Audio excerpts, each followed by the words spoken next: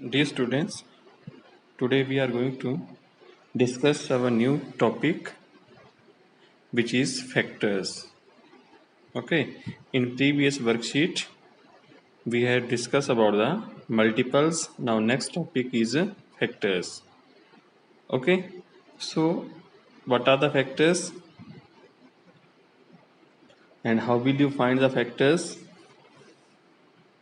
So in this worksheet we have checked the what are the factors, what are the possible factors of the number, and how will you check the given number is a factor of the given number.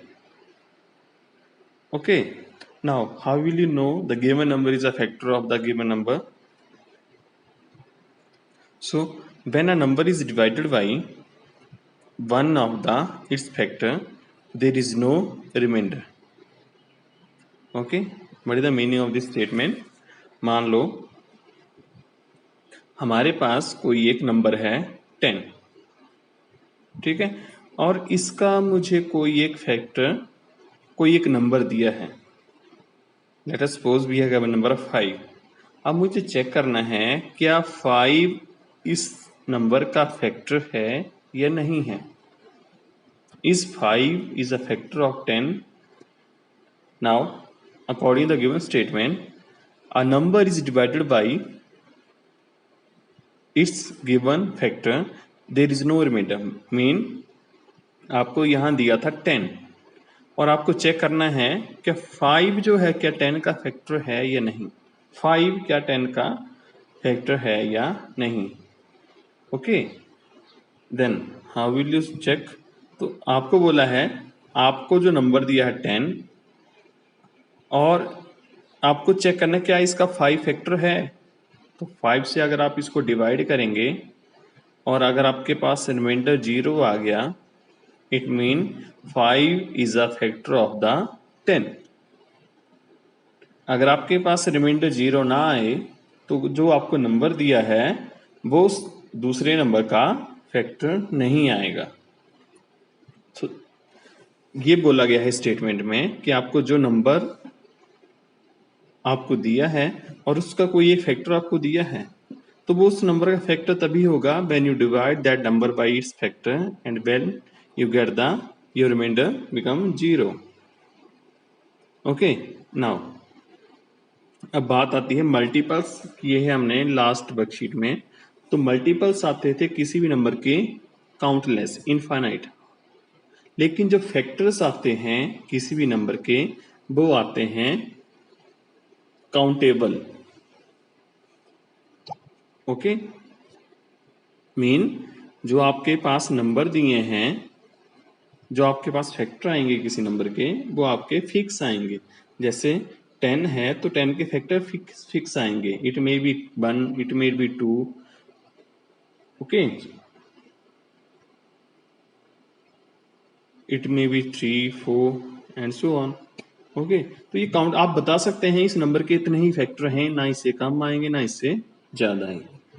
Now the second thing is 1 is a factor of every number. 1 is a factor of every number. आपको कोई भी number दिया है उसका एक factor तो आएगा ही आएगा. वो क्या है? 1. 1 is a factor of every number. And second is every number is a factor of itself.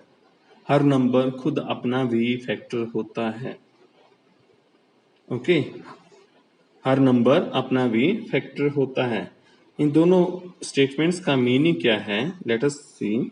आपके पास हमारे पास कोई नंबर दिया है 17 और मुझे बताना है इसके पॉसिबल फैक्टर्स क्या क्या आएंगे.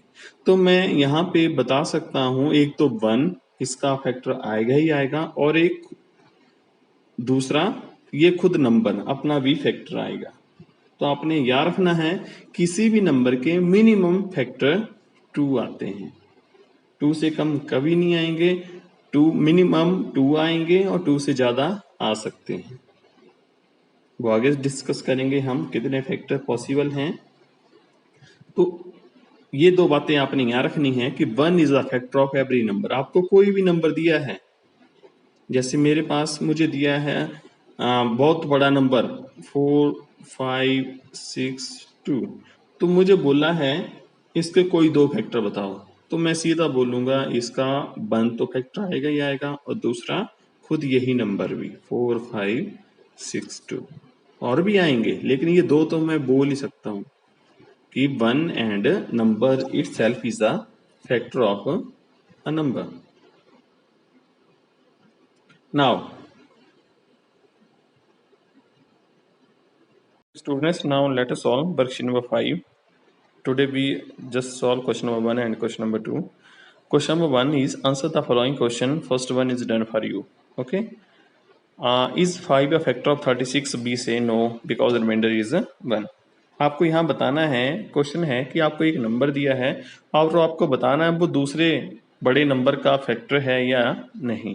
आपको एक छोटा नंबर दिया और एक बड़ा दिया है, तो आपको बताना क्या छोटा जो है वो बड़े नंबर का फैक्टर है या नहीं। हमेशा जो छोटा नंबर है वो बड़े का फैक्टर आता है। अब जैसे बी पार्ट है, बी में बोला है is 7 is a factor of 77। क्या 7 जो है वो 77 का फैक्टर है या नहीं।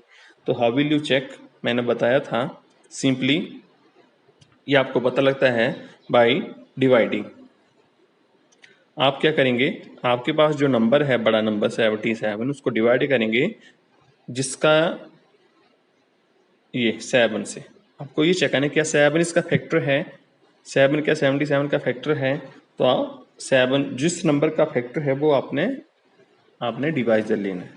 नाउ डिवाइड बाई, तो when we divide we get here 1 0 again 7 1 7 and we get remainder 0.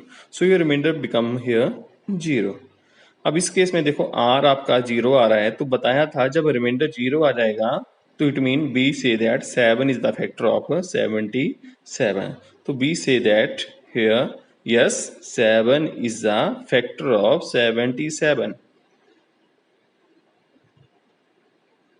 Okay, now C part is 8 a factor of 62।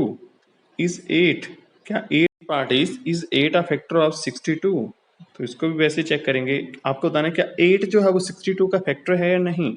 तो how will check, we divide 62 by जिसका ये फैक्टर चेक करना है 8।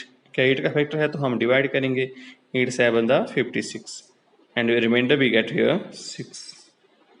Okay, आगे division नहीं होगा because reminder become less than the divisor.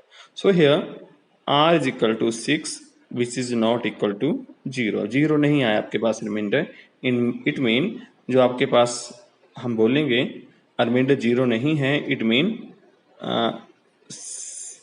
8 is not factor of 8 is a not factor of 62. So students, that's how you can check the given number is a factor of the other number. Just आपने divide करना है, अगर आपका remainder 0 आ गया तो B say that the given number is a factor of the this number. Now question number 2, fill in the blanks. 2 into 7 is equal to 14. So we say that 2 and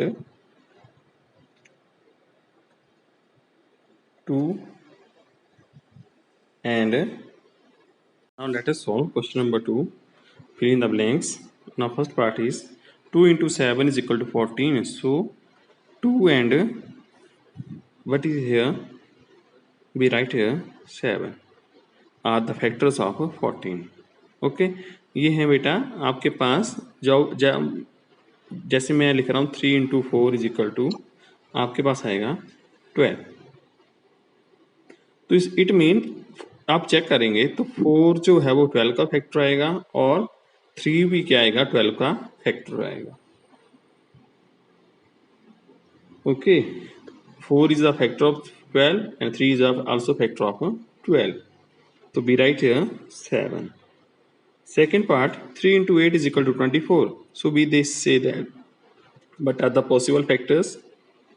तो इनके जो multiple है 3 and 8 are the factors of 24. So we write here 3. First में आ गया 7, second में आएगा 3। Next 5 into 7 is equal to 35.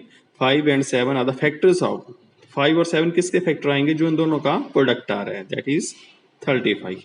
अब check करेंगे 5 भी 35 का फैक्टर आएगा और 7 भी 35 का फैक्टर आएगा।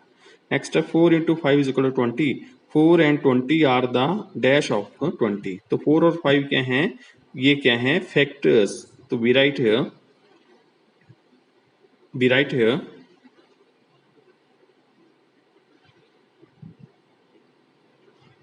factors. So write down here factors. Okay, D part. And in E part, 7 into 8 is equal to 56. So we write 7 and here we write 8 and are the factors of 56. Okay, these students,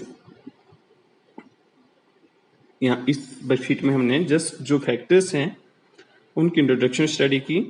फिर से सुन लो, फिर से मैं एक बार बताता हूँ कि मेरे पास अगर जैसे मैं ले रहा हूँ 4 into 9 इज इक्वल टू 36, तो जो इन दो नंबर का प्रोडक्ट आ रहा है, ओके, अब 30 यहाँ आया नंबर 36। अब इसके जो फैक्टर्स आएंगे वो फिक्स आएंगे, it may be 2, it may be 3, 4, 5, okay, वो आपको जस्ट चेक करेंगे आगे कैसे निकालते हैं।